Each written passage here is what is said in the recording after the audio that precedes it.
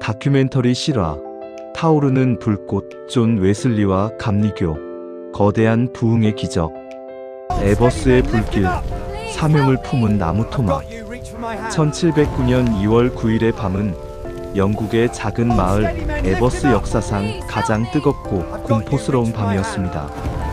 마을 한복판의 목사관이 거대한 화염에 휩싸인 것입니다. 잠에서 깬 가족들이 아비규환 속에 밖으로 탈출했지만 8살 소년 존 웨슬리는 미처 빠져나오지 못한 채 2층 창가에서 울부짖고 있었습니다. 사다리조차 구할 수 없던 절망적인 순간 마을 사람들이 서로의 어깨 위에 올라타 인간 사다리를 만들었습니다. 소년이 마지막 손을 잡고 구출된 직후 집의 지붕은 굉음과 함께 무너져 내렸습니다. 단 몇 초만 늦었어도 소년의 생명은 한 줌의 재로 변했을 것입니다. 그의 어머니 수잔나는 이 기적적인 생환을 품에 안고 고백했습니다. 너는 하나님께서 저 무서운 불 속에서 끄집어낸 타오르는 나무 토막이다. 이 한마디는 소년 웨슬리의 뇌리에 영적 사명으로 깊이 각인되었습니다. 그는 평생 자신을 죽음에서 건져진 존재로 인식하며 그 빚을 갚기 위해 철저한 신앙의 길을 걷기 시작합니다. 훗날 옥스퍼드에서 홀리 클럽을 만들어 규칙적인 경건 생활을 이어간 것도 바로 이 나무 토막으로서의 사명을 잊지 않기 위함이었습니다. 이것이 훗날 세상을 깨우는 메소디스트 감리교의 위대한 서막이 되었습니다. 대서양의 심판, 깨어진 종교적 자부심. 웨슬리는 스스로를 완벽한 신앙인이라 믿었습니다. 1735년 그는 야심차게 미국 조지아주 선교를 위해 시먼즈호에 올랐습니다. 하지만 하나님은 대서양 한가운데서 그의 교만과 가짜 평안을 시험하셨습니다. 항해 도중 마주한 3번의 대폭풍은 가히 파괴적이었습니다. 집채만한 파도가 돛대를 집어삼킬 듯 달려들었고 거대한 선체는 종이장처럼 흔들렸습니다. 옥스퍼드 교수이자 목사였던 웨슬리는 죽음의 공포 앞에 사지가 마비되었습니다. 주여, 저를 구원하소서. 이대로 죽을 순 없습니다. 그의 머릿속에 가득했던 신학 지식은 몰아치는 파도 앞에 아무런 방패가 되지 못했습니다. 그는 자신의 신앙이 얼마나 나약한 모래성 위에 세워져 있었는지 처절하게 깨닫습니다. 하나님은 감리교라는 큰 파도를 일으키시기 전 먼저 웨슬리라는 그릇을 철저히 깨뜨리고 비우셨습니다. 기적의 찬양, 공포를 압도하는 절대 평안. 배가 뒤집히기 일보 직전 모두가 절규하던 그때 웨슬리의 귀에 믿을 수 없는 소리가 들렸습니다. 배 한구석에서 모라비안 교도들이 정갈하게 모여 앉아 시편을 노래하고 있었던 것입니다. 거대한 파도가 갑판을 강타하고 바닷물이 쏟아져 들어와 옷을 적셔도 그들의 얼굴에는 천국의 평안이 깃들어 있었습니다. 웨슬리는 떨리는 목소리로 물었습니다. 당신들은 무섭지 않습니까? 저 죽음의 파도가 보이지 않습니까? 그때 한 모라비안 형제가 평온하게 대답했습니다. 우리의 주인 되신 하나님이 이 배에 함께 하시는데 무엇이 두렵습니까? 죽음은 그저 우리가 갈망하던 본향으로 들어가는 문일 뿐입니다. 이 말은 웨슬리의 영혼에 망치처럼 내리쳐졌습니다.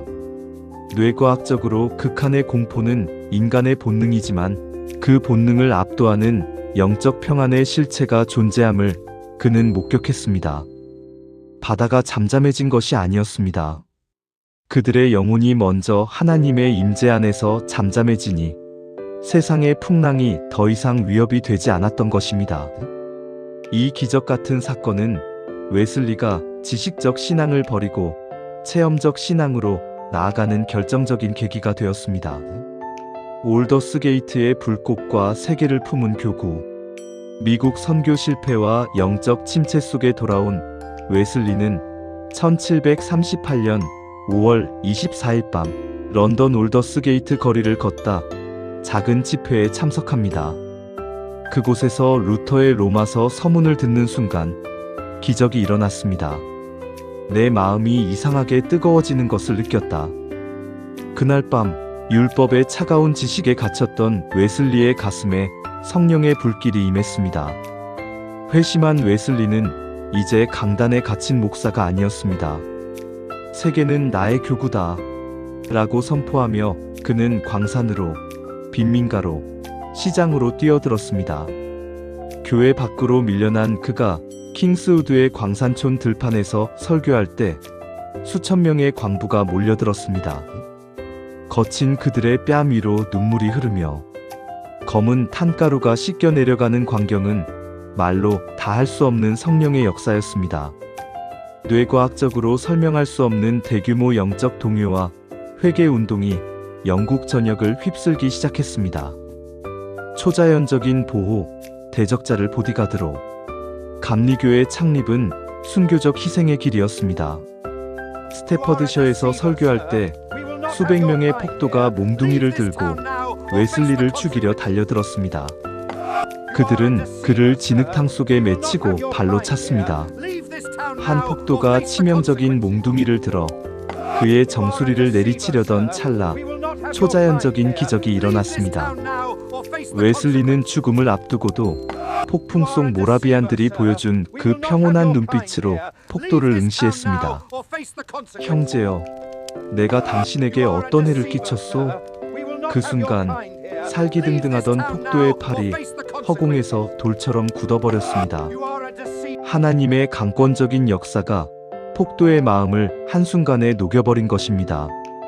잠시 후 그 폭도는 몽둥이를 버리고 웨슬리의 발 앞에 엎드려 통곡했습니다. 목사님, 제가 죄를 지었습니다. 이제 당신을 제가 지켜드리겠습니다. 원수를 보디가드로 바꾸시는 하나님의 유머러스하고도 강력한 개입이었습니다.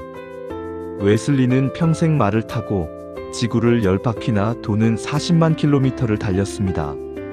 비바람과 눈보라, 돌팔매질 속에서도 그는 멈추지 않았습니다. 돈이 들어오면 내 마음속에 머물기 전에 가난한 자들에게 흘려보낸다는 철저한 희생정신은 감리교를 세상을 치유하는 생명의 강물로 만들었습니다. 영원한 본향, 하나님이 우리와 함께 하시다. 웨슬리의 사역은 타락한 영국을 깨우고 수많은 영혼을 구원했습니다.